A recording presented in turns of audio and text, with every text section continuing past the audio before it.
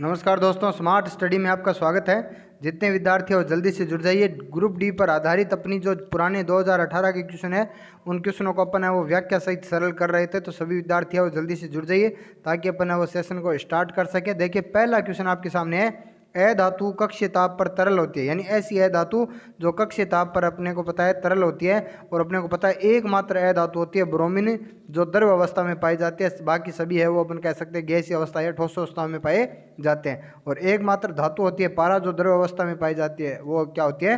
पारा होती है, मरकरी होती है। ठीक है, चलिए नेक्स्ट क्वेश्चन अगला है कि धातु में संग्रहित और सोडियम धातु में संग्रहित होती है, तो सोडियम धातु को क्या किया जाता है?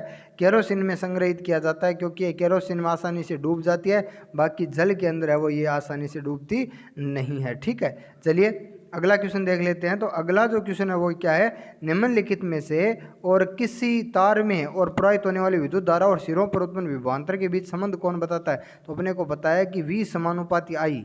ठीक है, विद्युत धारा और विभवांतर के बीच संबंध बताने वाला नियम कौन सा है? तो वो नियम है ओम का नियम। ठीक है, तो ओम का नियम बताता है विद्युत धारा और विभवांतर के बीच संबंध। ठीक है, आपसे पूछा जाए V समानुपाती I या आपसे पूछा जाए V बराबर IR, तो ये होते हैं क्या? ओम का नियम होता है। ठीक है, चलिए अगला क्वेश्चन देख लेते हैं। तो अगला क्वेश्चन आपसे पूछा गया है कि एक 50 किलोग्राम की एक लड़का है और 45 चरणों की सीढ़ियों में 9 सेकंड में चढ़ जाता है, और प्रत्येक चरण की जो ऊंचाई है वो कितनी है? वो है 15 सेंटीमीटर। तो उससे की शक्ति पूछी गई आपसे। तो अपने को पता है कि यहाँ पर अपने फॉर्मूला ऊपर जा रहा है, तो इसका मतलब फॉर्मूला लग जाएगा mgh। ठीक है, कार्य के लिए, और t हो गया बट्टा, तो ये हो गया शक्ति का फॉर्मूला। ठीक है, mgh बट्टा t।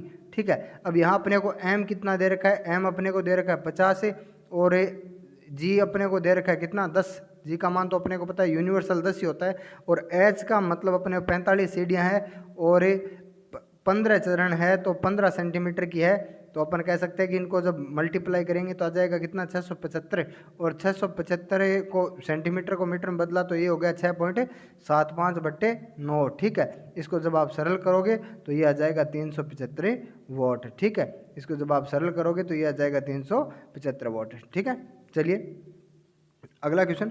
तो अगला जो साइंस का क्वेश्चन है वो कौन सा है? वो क्वेश्चन है कि 750 वाट की एक विद्युत वॉशिंग मशीन का उपयोग है वो 4 घंटे प्रतिदिन किया जाता है। एक दिन में मशीन द्वारा उपयोग की गई ऊर्जा, सीधी सी बात है, तो यूनिट में पूछी गई है, तो अपन कहेंगे 750 × 4, एक दिन है वो उपयोग की जाती है, बट्टे कितना हो गया? 1000 हो गया। ठीक है, अब यदि अपन इसको 25 से कैंसिल करेंगे तो ये 30 आ गए, और इसको 25 से कैंसिल करेंगे तो ये कितने आ गए? 40 आ गए। ठीक है, ये 4 से 40 है वो 10 बार कैंसिल हो गया, 0 से 0 कैंसिल हो गया, तो ये बच गया कितना? 3 यूनिट है वो बच गया। ठीक है, चलिए अगला क्वेश्चन देख लेते हैं। तो अगला जो साइंस का क्वेश्चन है वो है कि जब प्रकाश किसी चमकीली सतह पर आपतित होता है तो परावर्तन की घटना घटित होती है। सीधी सी बात है, जब चमकीली सतह पर आपतित होगा तो परावर्तन जो होगा वो क्या होगा? नियमित परावर्तन होगा। ठीक है, यानी प्रकाश चमकीली सतह होने के बाद परावर्तन और अपवर्तक किरण है वो नियमित रूप से क्या करेगी? दूरी तय करेगी। ठीक है, चलिए अगला जो साइंस का क्वेश्चन है तो वो देख लेते हैं अपन। ठीक है, चलिए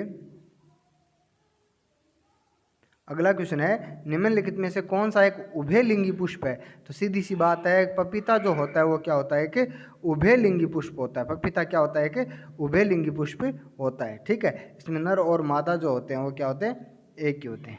ठीक है, चलिए अगला क्वेश्चन अपन देख लेते हैं। अगला क्वेश्चन आपसे बहुत ही अच्छा क्वेश्चन पूछा गया है कि एक पिंड ए जिसका द्रव्यमान 2 kg है और पिंड बी जिसका द्रव्यमान क्या है? 3 kg है, एक दूसरे की और क्रम से 4 मीटर प्रति सेकंड के वेग से है वो क्या कर रहे हैं? बढ़ रहे हैं। तो एक दूसरे के टक्कर के बाद जो प्रत्यास्थ संघट है वो क्या होगा? तो वो हमेशा दोनों का एक दूसरे की क्या होगा? विपरीत दिशा में होगा। ठीक है, चलिए अगला क्वेश्चन आपसे पूछा गया है कि किस ग्रंथि को है वो मास्टर ग्रंथि कहते हैं? तो ये तो सबको पता है, पीयूष ग्रंथि जिसको अपन पिट्यूटरी ग्लैंड भी कहते हैं उसको क्या बोलते हैं? मास्टर ग्रंथि कहते हैं। ठीक है, चलिए अगला क्वेश्चन आपका रीजनिंग का क्वेश्चन है वैसे तो, लेकिन साइंस का क्वेश्चन पूछा गया है कि निम्नलिखित में से अलग कौन सा है या संबंधित नहीं है? तो अपने को पता है कि नियोन, क्रिप्टॉन और आर्गन क्या है? गैसें होती है, अक्रिय गैसें होती है, लेकिन प्लेटिनम जो होती है वो क्या होती है कि धातु होती है। ठीक है, चलिए अगला क्वेश्चन देख लेते हैं। तो अगला क्वेश्चन जो है वो कौन सा है? देखिए अगला जो साइंस का क्वेश्चन आपसे पूछा गया है कि लिथियम, सोडियम और पोटेशियम में क्या समानता है, तो अपने को पता है कि ये तीनों जो होते हैं वो एक ही वर्ग में होते हैं, ठीक है।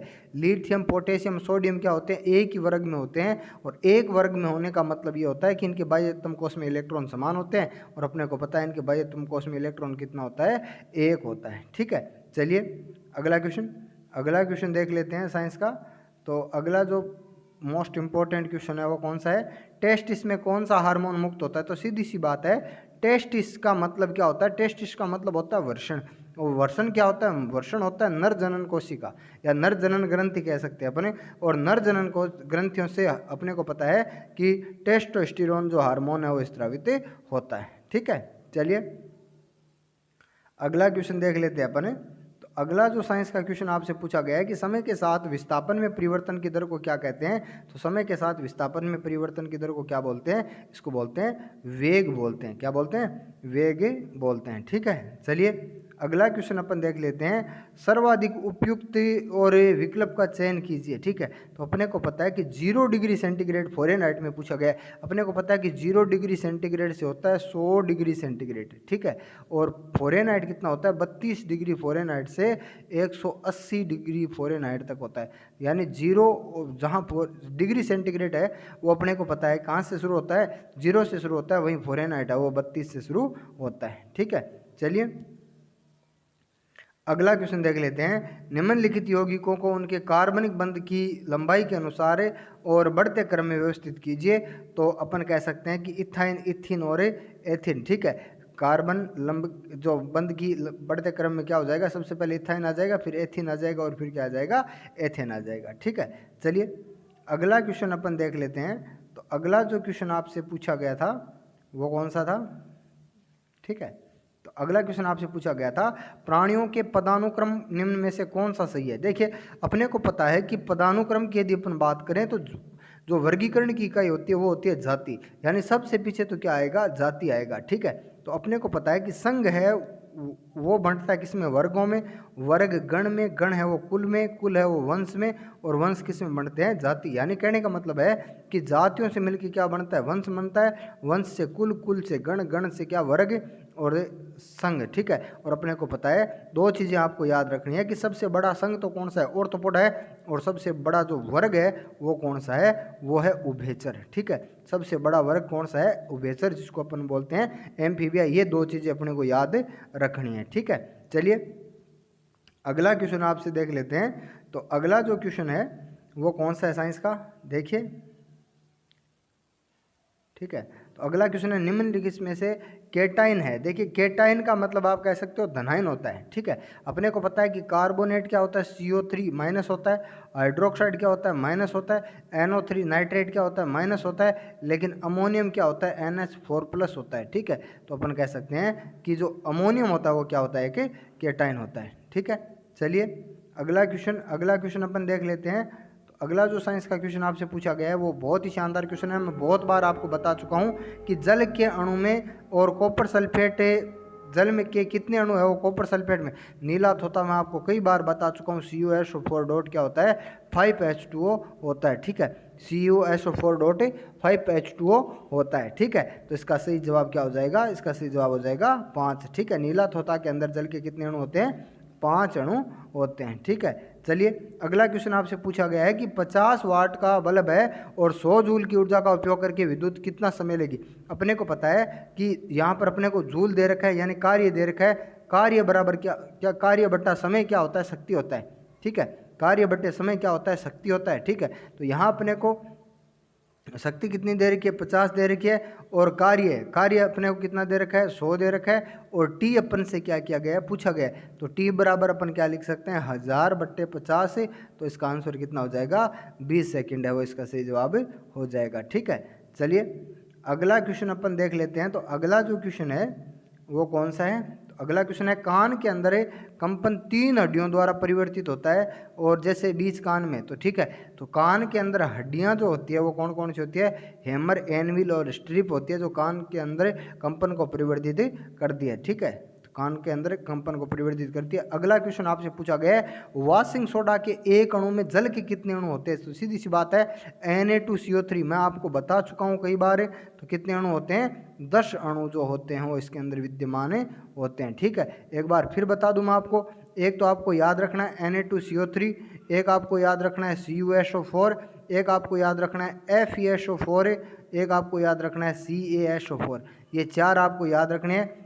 Na2CO3 के अंदर 10 होते हैं, कॉपर सल्फेट में 5 होते हैं, फेरस सल्फेट में कितने 7 होते हैं, और जिप्सम में कितने होते हैं? जल के 2 अणु होते हैं। ये मोस्ट इंपॉर्टेंट क्वेश्चन है जो एग्जाम के अंदर बार बार जल के अणुओं से संबंधित है, वो पूछे जाते हैं। ठीक है, चलिए अगला क्वेश्चन है नीचे दिए गए तत्वों में सबसे छोटा आकार किसका है?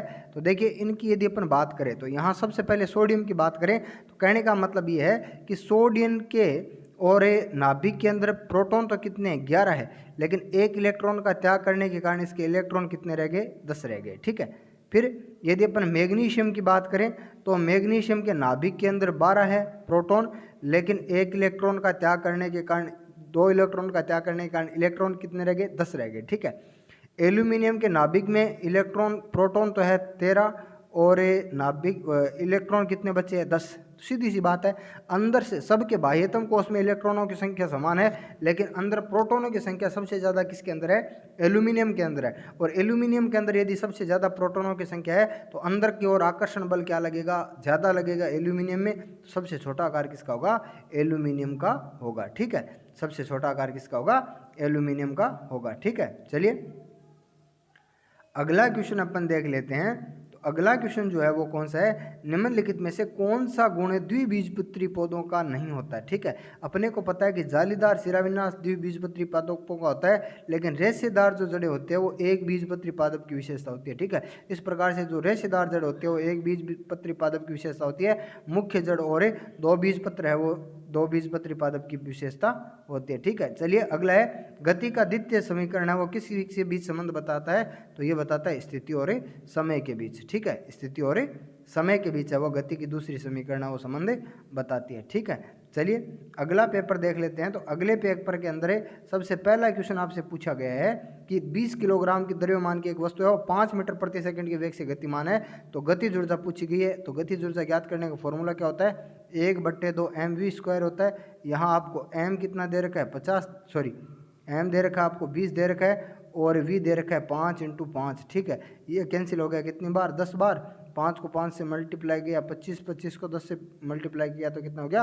250 जूल है वो इसका आंसर है, सही हो जाएगा। ठीक है, तो सीधी सी गतिज ऊर्जा फॉर्मूले के ऊपर पूछी गई है। ठीक है, चलिए अगला क्वेश्चन है जब कॉपर ऑक्साइड को हाइड्रोजन के साथ गर्म किया जाता है तो तांबा है वो धातु और जल का निर्माण करता है। इस क्रिया में हाइड्रोजन का क्या हुआ है? हाइड्रोजन के साथ क्या हुआ है? सीधी सी बात है, देखिए हाइड्रोजन का और अपन कह सकते हैं कि जल बन गया। जल बन गया इसका मतलब हाइड्रोजन बदल गया किसके अंदर? H2O के अंदर। यानी सीधी सी बात है, इसके अंदर क्या जुड़ गया? इसके अंदर ऑक्सीजन जुड़ गया। तो ऑक्सीजन यदि जुड़ गया तो हाइड्रोजन का क्या हो गया? ऑक्सीकरण हो गया। ठीक है, हाइड्रोजन का क्या हो गया? ऑक्सीकरण हो गया। ठीक है, चलिए अगला क्वेश्चन है निम्नलिखित में से किसका सबसे भारी और सेल भरा होता है? देखिए मैंने आपको बताया कि 18वां वर्ग होता है जिसको हम शून्य वर्ग बोलते हैं, जिसके अंदर क्या पाई जाती है? अक्रिय गैसें पाई जाती है। और अक्रिय गैसों का बाह्यतम कोश क्या होता है? पूर्णतः भरा होता है। तो यहाँ पर अक्रिय गैसों का एकमात्र जो ऑप्शन है वो कौन सा है? हीलियम, नियोन और आर्गन जो है वो क्या है? अक्रिय गैस है। ठीक है, चलिए अगला क्वेश्चन आपसे पूछा गया है कि एक पावर 2.5 - 2.5 डायप्टर लेंस का प्रकार और उसकी फोकस लंबाई क्या होगी? सीधी सी बात है, यदि क्षमता माइनस में है तो जो दर्पण लेंस जो होगा वो अवतल होगा। अपने को पता है कि अवतल लेंस की फोकस दूरी धनात्मक होती है और अवतल लेंस की फोकस दूरी क्या होती है? ऋणात्मक। अब आपसे क्वेश्चन पूछा गया क्या? फोकस दूरी पूछी गई है। तो फोकस दूरी ज्ञात करने का फॉर्मूला क्या होता है? F = 1/d होता है। ठीक है, तो यहाँ पर अपन कह सकते हैं 1/2.5 करेंगे तो ये आंसर आ जाएगा 0.4। तो अवतल दर्पण है और अवतल दर्पण है इसका मतलब माइनस इसकी फोकस दूरी हो गई। ठीक है, चलिए अगला क्वेश्चन देखते हैं। तो अगला जो क्वेश्चन है वो है ऊर्ध्वपातन क्या होता है? मैं आपको कई बार बता चुका हूँ। से गैस का सीधा ठोस में ठोस का सीधा गैस में बदलना क्या कहलाता है? ऊर्ध्वपातन कहलाता है, यानी द्रव्य से कोई लेना देना नहीं है। किसी भी ठोस के वाष्प में रूपांतरित होने की प्रक्रिया क्या कहलाती है? ऊर्ध्वपातन कहलाती है। ठीक है, चलिए विद्युत के समांतर क्रम में जोड़ा जाता है, तो अपने को पता है कि वोल्ट मीटर जो होता है वो समांतर क्रम में जोड़ा जाता है, और ए मीटर जो होता है वो हमेशा किस में जोड़ा जाता है? श्रेणी क्रम के अंदर जोड़ा जाता है। ठीक है, ए मीटर किस में जोड़ा जाता है? श्रेणी क्रम में जोड़ा जाता है। चलिए अगला क्वेश्चन आपको पूछा गया है कि किस वैज्ञानिक ने है वो कुछ अंतरालों के बाद खोजे गए तत्वों के अस्तित्व की भविष्यवाणी की थी? तो अपने को पता है कि मेंडलीव ने क्या किया था? कुछ तत्वों की भविष्यवाणी करके अपनी आवर्त सारणी के अंदर क्या कर दिया था? रिक्त स्थान छोड़ दिया था। ठीक है, चलिए अगला क्वेश्चन देख लेते हैं। तो अगला जो क्वेश्चन है वो है एल्काइन का रासायनिक सूत्र क्या होता है? तो अपने को पता है कि एल्केन का रासायनिक सूत्र होता है CnH2Na प्लस 2। एल्किन का होता है CnH2Na और एल्काइन का होता है CnH2n माइनस 2। ठीक है, तो इसका सही जवाब हो जाएगा CnH2n माइनस 2। ठीक है, चलिए अगला क्वेश्चन अपन देख लेते हैं। तो अगला जो क्वेश्चन है वो कौन सा है? अगला जो क्वेश्चन है वो यहाँ पर अपन देख लेते हैं, साइंस का कौन सा है? ठीक है, तो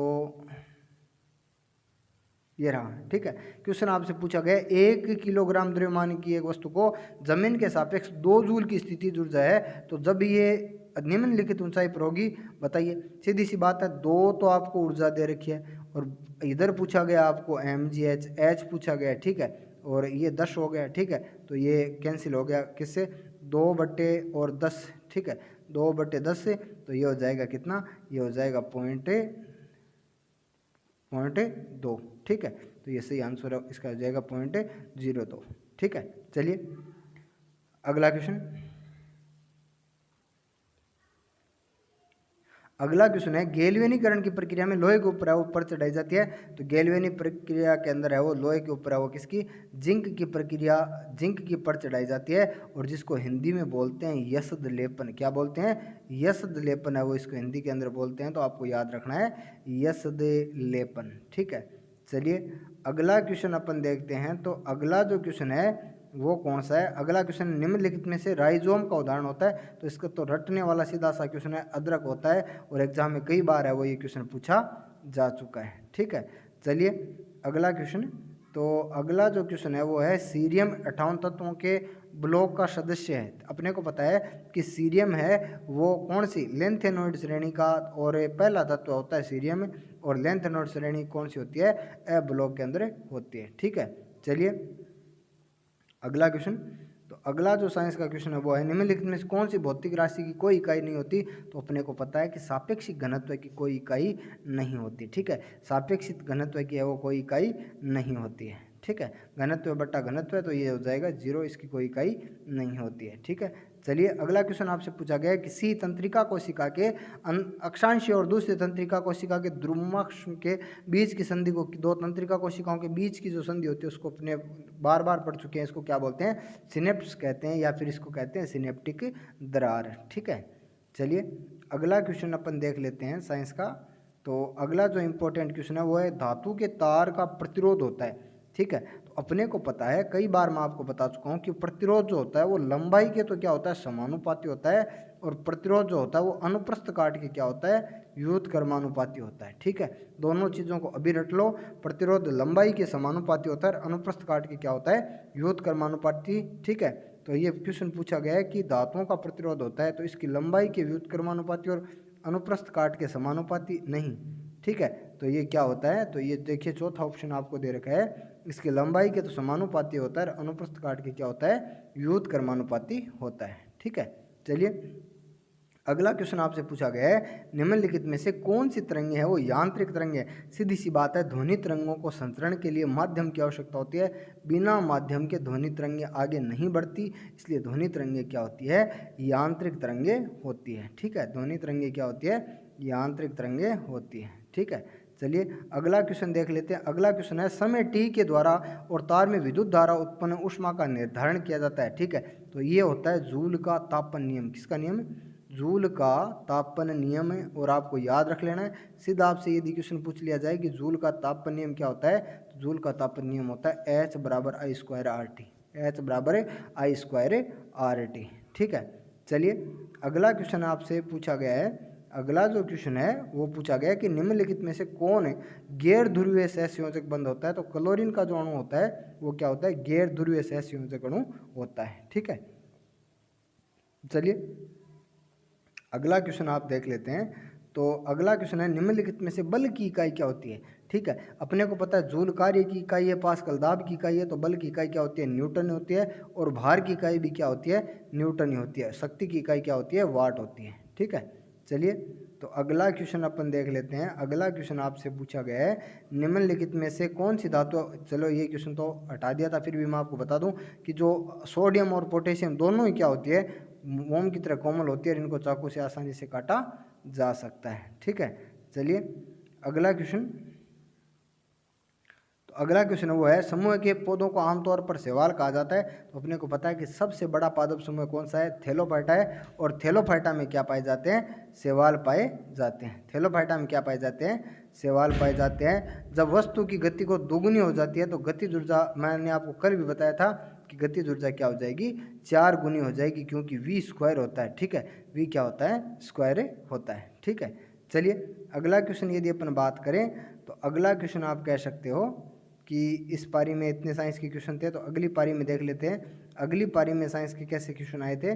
तो अगला क्वेश्चन आपसे पूछा गया है कि 1/2 द्रव्यमान की कोई वस्तु जिसका वेग 2v है तो संवेग क्या होगा। तो संवेग क्या होता है, p बराबर क्या होता है, mv होता है। ठीक है, p बराबर क्या होता है, mv होता है। ठीक है, चलिए अगला क्वेश्चन अपन देख लेते हैं।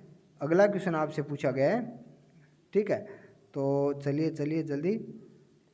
ठीक है, तो ये साइंस का क्वेश्चन आपसे पूछा गया है कि निम्नलिखित में से कौन से पौधे में आवरण रहित बीज पाए जाते हैं। ठीक है, तो कारा, फ्यूनेरिया और मार्सिलिया, ठीक है, इनके अंदर तो बीज पाया ही नहीं जाता। ठीक है, तो बचता कौन है, बचता है देवदार है। तो देवदार क्या होता है, आवर्त बीजी पादप होता है, सॉरी अनावर्त बीजी पादप होता है, जिम्नोस्पर्म होता है। ठीक है, चलिए अगला क्वेश्चन आपसे पूछा गया है कि किसी व्यक्ति के पास 5 प्रतिरोध है और जिसमें से प्रत्येक का मान 1/5 है। यदि उनको जोड़ दिया जाए तो अधिकतम में मान कितना होगा। तो सीधी सी बात है 1/5 प्लस 1/5 प्लस 1/5 को यदि अपन जोड़ेंगे तो अपने पास आंसर कितना आ जाएगा, अपने पास आंसर आ जाएगा 1 के आंसर आ जाएगा। ठीक है, चलिए एक शुद्ध पदार्थ कौन सा है। तो अपने को पता है कि चीनी का घोल तो पानी है, पानी और चीनी से मिला हुआ दूध और वायु, ये क्या होते हैं, मिश्रण होते हैं सारे। तो मीथेन जो होता है वो क्या होता है कि शुद्ध पदार्थ होता है, CH4। ठीक है, चलिए अगला क्वेश्चन। तो अगले क्वेश्चन की यदि अपन बात करें तो अगला जो क्वेश्चन है वो है कि के परिणाम स्वरूप युग्मनज का निर्माण होता है। तो उर्वरीकरण यानी अपन इसी को अपन कह सकते हैं निषेचन कह सकते हैं। ठीक है, ये होता है निषेचन के परिणाम स्वरूप क्या होता है, युग्मनज का निर्माण होता है। ठीक है, चलिए अगला क्वेश्चन अपन देख लेते हैं। तो अगला जो क्वेश्चन है प्रकाश का तंतु फिलामेंट बनाने के लिए किस धातु का उपयोग किया जाता है। तो सबको पता है टंगस्टन का उपयोग किया जाता है, जिसका प्रतीक क्या होता है, W होता है। ठीक है, चलिए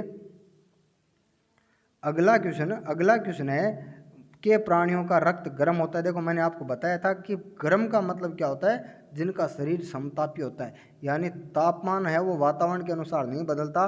तो पक्षियों का शरीर क्या होता है, समतापी होता है। बाकी सरीसृप, उभयचर और मत्स्य क्या होते हैं, असमतापी जीव होते हैं।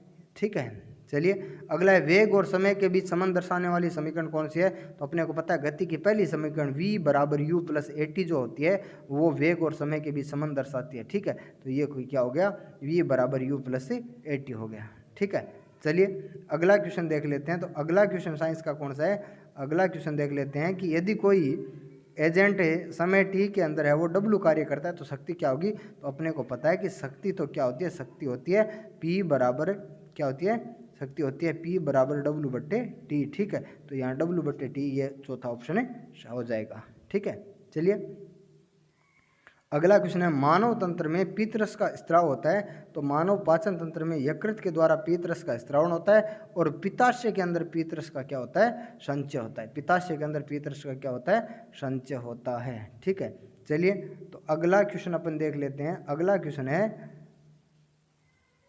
पदार्थों के कणों के बीच आकर्षण बल सबसे अधिकतम किसके बीच में होगा। तो सीधी सी बात है तांबे की जो छड़ होती है, किसकी, तांबे की छड़ जो होती है क्या होती है, ठोस होती है। और ठोस के पदार्थों के बीच में आकर्षण बल क्या होता है, सबसे अधिक होता है। ठीक है, चलिए अगला क्वेश्चन देख लेते हैं। तो अगला जो क्वेश्चन है वो है धातुक्रम एक क्या प्रक्रिया होती है?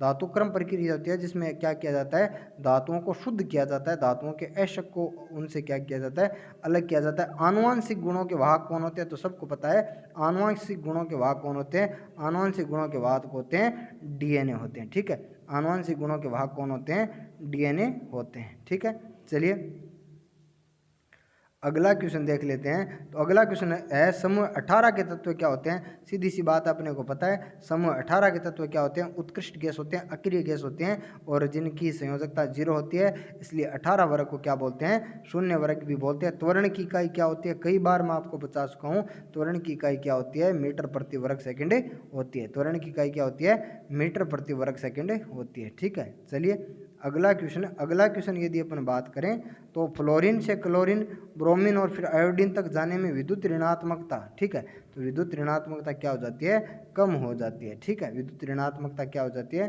कम हो जाती है। गैल्वेनोमीटर का उपयोग किया जाता है।